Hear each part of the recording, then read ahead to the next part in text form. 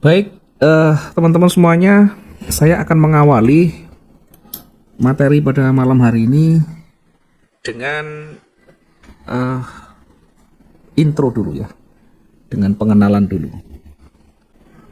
Yang pertama, ketika kita sudah menekuni ya, sudah memutuskan untuk menekuni dunia trading, maka perhatikan hal-hal berikut ini yang harus kita pahami. Yang pertama, belajar banyak kita dengan manajemen psikologi.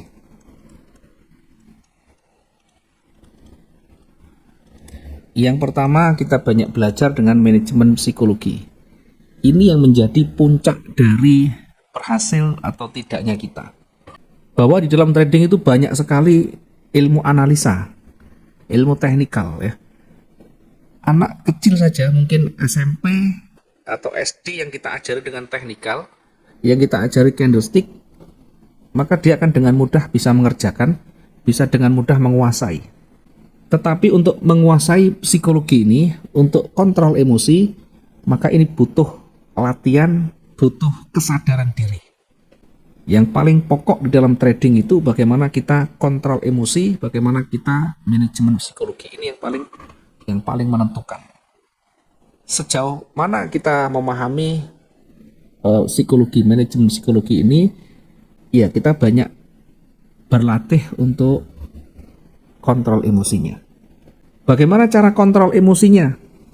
Yang pertama, tanamkan di dalam benak kita, tanamkan di dalam diri kita bahwa bisnis trading ini bukan semata-mata untuk mempercepat kita dapat duit yang banyak, mempercepat kita kaya, mempercepat kita segera lunas hutang.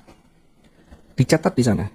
Kalau ini masih belum kita benahi, maka yang ada nanti akan selalu kembali pada histori masa lalu kita ya, atau pada kebiasaan kita. Karena itu harus betul-betul memahami, harus betul-betul tahu plus dan minusnya.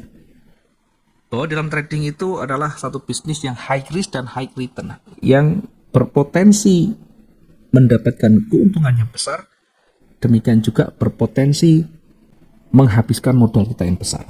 Karena itu harus siap mental ya. Nah, untuk bisa menekan psikologi kita dengan baik, maka harus realistis. Harus realistis. Apa itu realistis? Sesuai kadarnya atau sesuai kewajaran, sesuai kemampuan. Saya satu hari bisa 5% misalkan dari modal. Apakah itu wajar? Kalau secara umum, apalagi belum punya jam terbang ya, belum punya skill, maka 5% itu sangat tidak wajar dan itu sangat besar sekali. Tetapi bagi mereka-mereka yang sudah punya skill yang lebih, mereka-mereka yang sudah punya jam terbang yang tinggi dengan kemampuannya itu, maka 5% ini juga masih realistis, masih bisa didapatkan. Sehingga realistis ini betul-betul harus kita pahami ya. Bagi teman-teman yang baru, realistis itu bagaimana? Ya, realistis itu yang wajar kalau kita mengambil keuntungan ya. Kalau kita punya target, kalau kita punya rencana, maka rencana itu sesuaikan dengan kemampuan kita ya. Sesuaikan dengan skill kita, sesuaikan dengan dana kita atau modal kita. Realistis berarti harus wajar, harus bisa saya dapatkan. Nah, biasanya dalam trading itu yang normal, realistis dan wajar, kita bisa mengambil keuntungan antara 5 sampai dengan 20%. Ini per bulan. Itu artinya kalau kita persentase tiap hari ini 0,25 sampai 1%. Apakah angka ini besar atau bahkan angka ini termasuk angka yang kecil? Maka kembali lagi pada kemampuan kita ya, pada skill yang kita punya. Ini saya berbicara di kondisi yang normal, teman-teman yang mungkin belum banyak pengalaman, belum banyak jam terbang, maka belajarlah untuk bertahap dari yang paling kecil, nanti bertahap kira-kira di angka itu mampu tidak kita dapatkan. Karena ini manajemen, karena ini bagian dari psikologi, bagian dari kontrol emosi kita. Kalau kita satu hari 1% saja tidak bisa, bagaimana kita mau mendapatkan 5%? Tentu akan sulit, karena itu berkaitan dengan kontrol emosi kita ya. Kita selalu pengennya ledak-ledak, pengennya lebih tinggi, lebih besar, lebih banyak dan sebagainya. Dengan cara instan, ini yang harus digarisbawahi ya. Tidak bisa dengan instan. Yang ada harus mengikuti prosesnya. Proses itu seperti apa? Ya kita melatih skill kita. Tiap hari kita analisa apakah sesuai dengan aturan main kita. Kalau sesuai kita coba entry. Bagaimana ketika market itu berbalik? Apa yang mendasari kita entry itu dan sebagainya. Yang pertama harus realistis kalau kita pengen mampu mengendalikan emosi kita dengan baik. Realistis di dalam mencapai target kita, termasuk realistis dengan yang kita rencanakan, yang menjadi aturan main kita. Yang kedua, selalu ada batasan resiko. Seorang trader yang sudah banyak berpengalaman, yang sudah mumpuni, yang sudah profesional, dia selalu tahu kapan dia cut loss, kapan dia meresikukan kerugian yang ada. Tidak sampai menunggu kerugian itu sampai berlarut-larut, berhari-hari, berbulan-bulan tanpa ada tindakan sama sekali. Apakah batasan resiko itu harus menggunakan stop loss? Bisa juga, tetapi bukan satu-satunya. Karena batasan resiko itu banyak caranya ya. Bisa dengan stop loss atau cut loss manual, atau kita bisa melakukan cara lain, misalkan dengan melakukan switching atau membatasi rugi dengan menambah dan mengurang. Satu masuk, satu keluar ya. Kita punya dua transaksi, satu misalkan buy, marketnya turun. Kemudian dalam batas yang wajar turunnya, kemudian yang buy-nya kita close, masuk posisi sell dan sebagainya ya. Itu nanti kita bahas di materi manajemen resiko. Nah, ini berkaitan dengan kontrol emosi kita ya. Kalau kita tidak mau dan tidak berani untuk cut loss, tidak berani untuk meresikukan, maka yang ada modal berapapun bisa amblas dalam waktu yang cepat.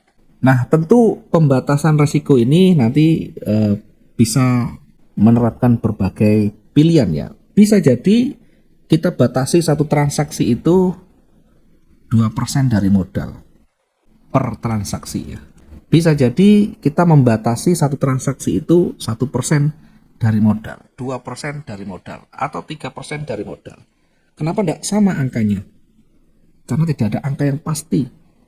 Saya hanya mengambil kondisi yang normal saja, 2%, yang realistis dan normal. Karena tiap trader bisa juga menentukan nanti batasan sampai 5%, bahkan sampai 10%. It's okay, yang penting bisa menjaga, yang penting bisa manage dengan baik.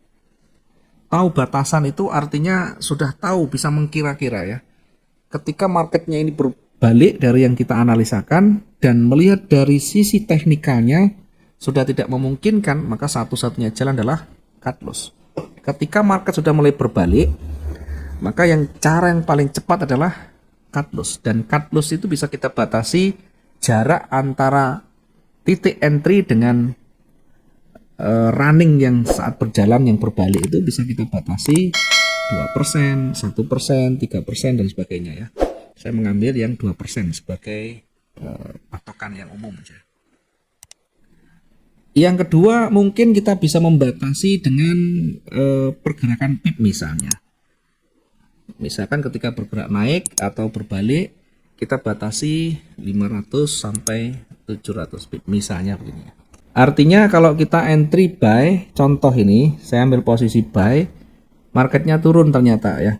Turun ini tidak kita biarkan begitu saja terombang-ambing di dalam floatingnya. Tapi selalu kita batasi dengan batasan resiko kita yang menjadi pilihan kita, atau kita bisa sesuaikan dengan kondisi marketnya ya. Kita bisa ambil 300, 400, 500 bahkan sampai 700. Bahkan maksimum bisa 1000 ya. Tapi kalau terlalu tinggi nanti untuk mengcovernya akan sulit. Untuk kembali ke titik awalnya akan sulit.